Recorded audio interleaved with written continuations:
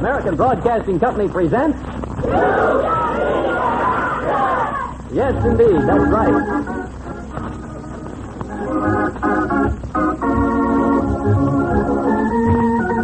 That's right, folks, the play is the thing. And in just a moment, you'll meet Lee Giroux, our dramatic coach and playmaster, who'll tell you why. And I'd like to take this moment for a few words for our sponsor.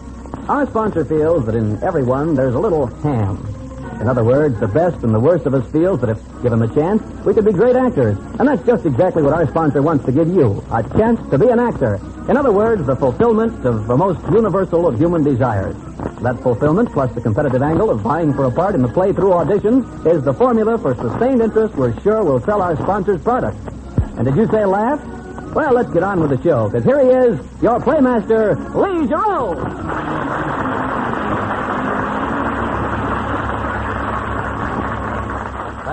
Thank you. Hello there. Well, here's hoping all you budding Van Johnsons and Betty Grabels have got your best acting clothes on, because if you have, you're liable to go home with one of these swell acting awards our sponsor, the Blank Company, is awarding. Or you might even win our Grand Academy Award, which, of course, goes to the best actor in tonight's play. But there's a catch. You know, even the greatest actors, to win a part in a play, must be auditioned. And that goes for tonight's actors, too, so we've chosen from our studio audience 6 good people to be auditioned. Now, out of the 6, 3 will be chosen by our Actors Guild for a part in the play. Is that clear? Okay, now we have at our microphone our first contestant. Who is our first contestant, Bill? Well, we have Marine Private First Class Charles Tilley from Asheville, North Carolina, Lee. Marine Private First Class, what was the first name? Charles Tilley. Charles, step in a little closer to the microphone there, will you, Charles? We're glad to see you. Charles, and what was your hometown again? I didn't get that. Asheville, North Carolina. Asheville, North Carolina. How long have you been in the Marines? 3 years. About 3 years. I noticed that you're walking with a cane and you're wearing the Purple Heart. Would you care to tell us where you were wounded? At Okinawa. Over at Okinawa. And how long have you been back in the States? I came back in August. You came back last August. Now we have a young lady standing right beside you here who's going to help you with the audition. She'll step in a little bit closer. I notice you're leaning on a friend of yours there. You want to lean on a young lady? That's better. Sure. How do you like that? That's fine.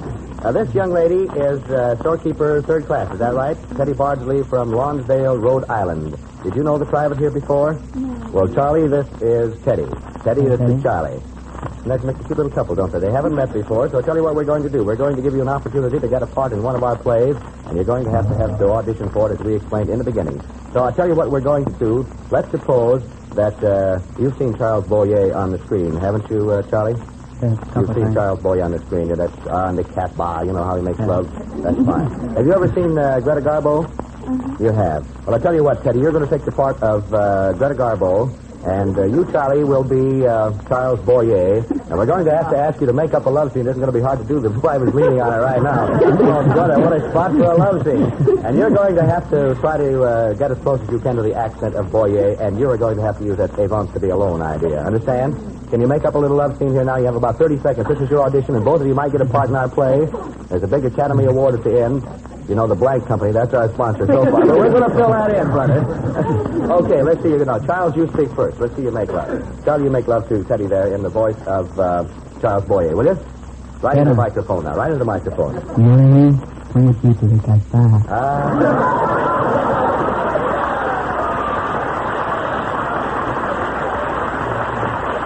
right, now, Teddy, what do you say to that? Now, you're Greta Garbo, remember? Put your feet right up by the microphone there, Greta. All right. Let's see. You have to answer that now. He's making love to you. What would Greta say if Charles Boyer made that silent love? He's making love to her, and she says they want to be alone. Well, let's try one more. Oh, boy, the funniest things happen. All right, we have about 10 seconds for one more line. Charles, let's see you give one more line in the line of Boyer there. Just one more. You're doing a good job at this point, boy. You've got it. One more line now. Greta, my dear.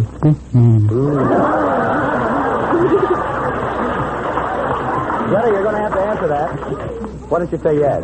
Yes, you're not. Fine, that's good. Thank you very much.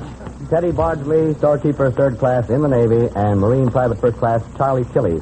Charlie's the boy who's walking on a cane. He has one of his friends in the Navy helping him across, and I think that's really fine. Those boys taking care of each other. I've seen so much of it. Will you people step right around on this side of the microphone, please? I think we have a married couple here now. That's Mr. and Mrs. John Allen from San Francisco. Is that right? That's right. How long have you folks been married, John? 12 years. About 12 years. Say, that's fine. How do you like married life, Mrs. Allen? Very wonderful. Very wonderful, huh? Tell me, where did you meet your husband? He lived next door to me. Oh, he lived next door to you? Did he always live next door to you, or is it just something you cooked up among yourselves? No. Was he born there? You were born and raised next door to each other? No, he moved next door to me when I was 15. He married when I was about 18. You married when you were 18. Well, I'm not going to figure out how old she is. That's dangerous business with a woman. I tell you what we'll do. We'll get right into the parts of the play here. Now, you understand that if you win an audition, you'll get a part in our little play. Is that right? Have you ever been on the radio before as an actor or an actress, either one of you? No, huh? Well, you think you'd like to be in one of our plays? Yeah. Well, fine. Now, here's what we're going to do. We have a little audition here for you. You have just come home late from the village grocery store, Mr. Allen. And your wife is very angry about it. As a matter of fact, you're about 3 weeks late. She thought maybe you came down to see our little show to pick up some eggs, but it don't take you that long to get them here. So if you people will get right together, here's what happens. Now, Mrs. Allen, you're very angry with him. As a matter of fact, you have everything all packed up. You have the children. Do you have any children? No children. Well, you can't wrap up the children. Let's just wrap up the furniture, I mean. You're all ready to leave him, but you stayed there for 3 weeks waiting till he got home so you could really tell him off. Now, you're going to tell him off, understand? That's your part of the audition. Get him close to the microphone there and really give it to him good. All right. And then we're going to give you a little opportunity to answer and see which one's the best. All right, go ahead now. I've waited 3 weeks to tell you this. That's it. Good. Very dramatic now. I'm so angry I'm hardly able to talk. Just what do you mean staying away 3 weeks like this? Do you think I'd be here when you came back? Maybe you hoped I wouldn't. Well, I am here.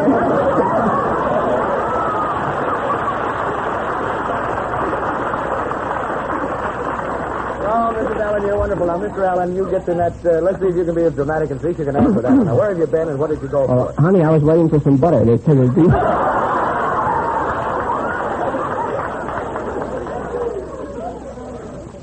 I didn't mean to keep you waiting 3 weeks, but they said there'd be another shipment in on the following week, so I thought I'd wait for it. Mrs. Allen, you're going to say now you're not going to leave him. Well, let me see the butter first. All right, fine. Do you have it? Let me see it, too.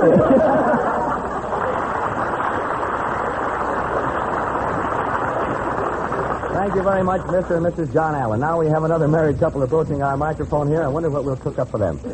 We do the darndest things on this program, don't we? You folks want to step a little closer to the microphone there. That's fine. You haven't been married very long. You have your arm around your wife there. How long have you been married? Oh, 5 years. Oh, 5 years. Well, I guess it's still all right. That's Mr. and Mrs. Ned Siebert. Is that right? That's right. From Portland, Oregon. Right? Right. How long have you been down in San Francisco? 3 days. A few days, huh? Are you on a little vacation? Little trip? Business trip. Oh, a little business trip, huh? Well, you enjoying yourself here in San Francisco? Very much. Fine. And you think that you might like to try for a part in one of our plays tonight, huh? Yes. All right, fine. Then here's what we do. I can see who wears the trousers in this family, and it isn't you, is it, Mrs. I tell you what we're going to do. Here is your audition. We're going to ask you to describe a hat in a fashion show. You, Mr. Siebert, you're a woman's commentator, and you have to have a falsetto voice in this. You're describing hats. You've seen them do it in the newsreels and so forth. One hat and a falsetto voice. Let's have it now, quick. Well, it looks something like like a cake. Upside down cake by chance? Yes. What kind? Does it have flowers on it? Well, it had flowers on it, all right. It has flowers on it. Any streamers or banners on it? Well, a few A few what? few banners. Well, I think that's good enough. That's a good audition. That's fine. Now, Mr. Siebert, here's your part. You step right up there. You've been to a radio show before, haven't you? And No. this is the first time you've ever been to a radio show. But on the air at home, when you listen, you hear sound effects, people closing doors and wind and rain and all that. You've heard that, don't you? Yes. Well, once not so very long ago, we had a little show here, and the sound effects man didn't show up, so we had to get someone out of the audience to do the sound effects. Now, suppose that happened to you, and you're the one we picked. Let's hear you make a sound for wind. The sound effects for wind. Wind. I get that right. Engineers just jumped out of the booth there. That's all right. Now, can you make a sound effect of rain? How would you make a sound effect of rain? Rain. No switches from the producer there. Good. That's good. Now, there's one more sound effect and we'll let you go. Let's see you imitate falling snow.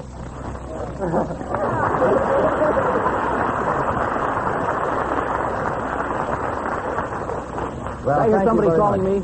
No, not yet. Not yet. Come in just a minute. I'm sorry. That takes care of the auditions for those coveted roles in tonight's play. And while our board of judges are gazing at their crystal ball to come up with the 3 actors, here's a word from Bill Aaron. Come in, Bill. And right here, Mr. Sponsor, is where we really go to work for you. Of course, the best is yet to come, but you can see that we have the formula of good humor, laughs, plus audience participation and competition that's a cinch to create the goodwill and receptiveness you want for your product. Yes, sir, we've got the show and the goodwill. We can sell the product. Thanks, Bill, and thanks very much to our auditioners. You were all swell. And I suppose you're all dying to know who has one of those three parts. Well, frankly, so am I. And we don't have long to wait, because here comes Bill now with the last word from our board of judges. Bill, who are the winners? Yeah, just a second. Don't go away. We have Hap Kaufman over here in the corner conferring with I us. see. We get the board of judges. I see this one, the two of the winners. Oh, and the lady who imitated the falling snow is Mr. Siebert. Let's see. We have Mr. and Mrs. Allen and Mr. Ned Siebert. Is that right? Well, those three people are going to take part in our series. Now, here are your scripts. So I'll tell you what, Mr. Siebert, and this play is Little Red Riding Hood. Little Red Riding Hood. You know, every time I say that, I get Little Red Riding Hood. You wouldn't have to have my teeth changed to see that. Little Red Riding Hood and Mr. Siebert, you will take the part of, I think we probably better have you as the grandmother. And Mr. Allen, I know that you have your wife right there beside you, but could you be a wolf? Thank you very much. And Mrs. Allen, you will be Little Red Riding Hood. Now, Otto, Claire, and I will set the scene for you. Otto, may we have a little music setting the scene for Little Red Riding Hood, please?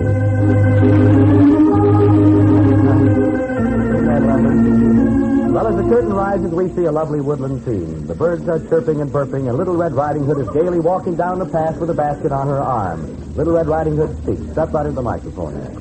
Oh, what a nice sunshiny day, just like California. Gee, I hope Grandma likes this basket of stuff I've got for her. She's been bedridden ever since she went to the lumberman's convention and came home with a shingle. Boy, oh boy, what a gal. Here comes Little Red Riding Hood. What a slick little chick. Hello, Little Red Riding Hood. What's cooking? What you got in the box, Doc? I'm sorry, sir, but my mama told me not to talk to any strange wolves. Besides, you look like a wolf in sheep's clothing. Oh, no, Red. I'm really a sheep in wolf's clothing. You know, Wolf, he's running a clothing store on Market Street. Oh, sure, you're really a good wolf. Somebody wants their place there, I say. Somebody wants their place, that is. If she's done, well, tell me, Red, what are you going with a basket? Oh, I've got some stuff here for Grandma. A few new Benny Goodman records, some caviar and champagne, and a check for a short beer. Well, look, Cook, what's Grandma's address? I got a couple of old beach coupons she'd like to have. Why, that's nice of you, Mr. Wolf. She lives at the Waldorf Hysteria, apartment 13. Thanks. Well, so long, Red. I've got a date with a rock, and I can't break it. Aside, I got to get there before her and get rid of the old girl. Goodbye. And now the scene changes to the bedroom of Grandma's apartment at the Waldorf Hysteria. Enter the wolf. Hi, Granny, old girl. Well, if it isn't Van Zantier, how you doing, you handsome dog? I'm fine, Granny, but what are you doing in bed? You look all right. Oh, not much. It's a little too hot for me, so it's a little too hot. I know a guy who's trying to take you. How about it? All right, Red Riding Hood. Oh, Grandma, where are you, Granny? I'm in bed, honey. Come right in. Wolf, Mr. Wolf, you... Mr. Wolf, you...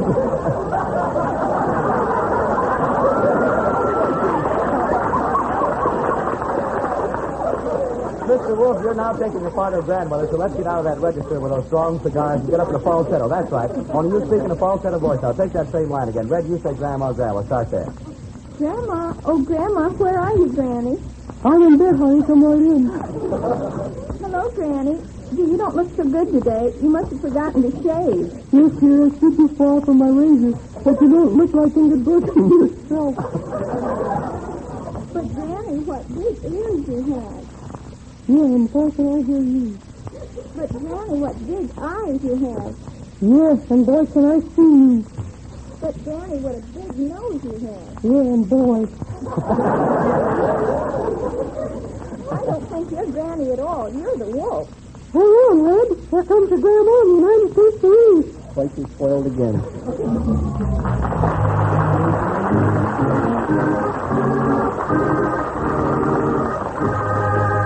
Well, that was about as fine a job of Little Red Riding Hood as this old playmaster has ever heard. Oh, boy, that wolf. Bill Aaron is over getting the final word from our board of judges. In just a moment, we'll know who has won the Oscar for tonight and the Academy Award.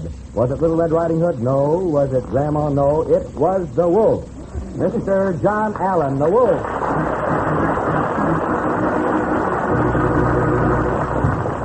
Well, sir, we have a little prize for you. Congratulations, Mr. Allen. You were wonderful. We're going to have that Academy Award in just a moment, and it's a compliment of our sponsor, the Branch Company.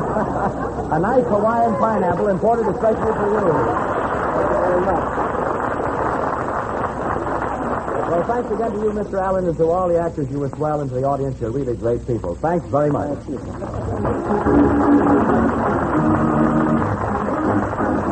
And so are you, Lee Giroux. You've been listening to a recorded audition of You Can Be an Actor, the new idea in audience participation. The show is emceed by Lee Giroux, written and produced by Erwin Kaufman. Bill Aaron speaking. This is ABC, the American Broadcasting Company.